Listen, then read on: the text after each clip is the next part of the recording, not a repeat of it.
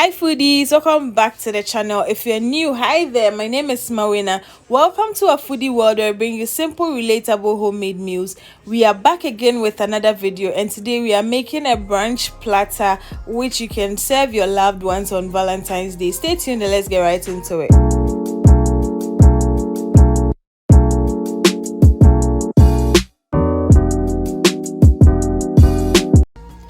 On this channel we keep things real. We are making homemade meals, so we make use of what's available to us at home. This is why you're going to be ignoring my chopping board that has suffered in the hands of my knives. I know it's not in its best state right now, but that was the only available board I had to nail this platter. So we do what? We move. I started my platter off with some green grapes and I added some Ghana pancakes or crepes. I'll be sharing the recipe with you guys on the channel soon, so stay tuned for that. I went ahead and added some waffles. I have the best waffle recipes in the world. Yeah, let me brag. So if you haven't seen my waffle recipe, just click on the link up here and then you can watch it. I topped my waffles up with some frozen blueberries and I garnished it with some strawberries. I feel strawberry just elevates the look of whatever you garnish it with. I also added some wine grapes as well. And the good thing about this platter is you can customize it to your taste and preference. You can add whatever works for you.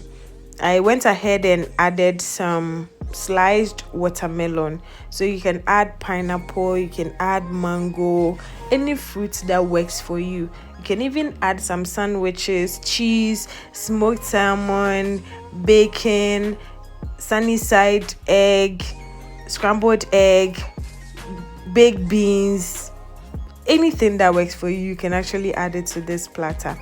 I also added some sliced kiwis, some apple, and then I finally added some sliced oranges as well. You can tell from the platter that I keep moving things around because I want my presentation to be lit. So you can keep, like, there's no format to this platter actually, so you can just keep pushing things around here and there until you get the perfect presentation.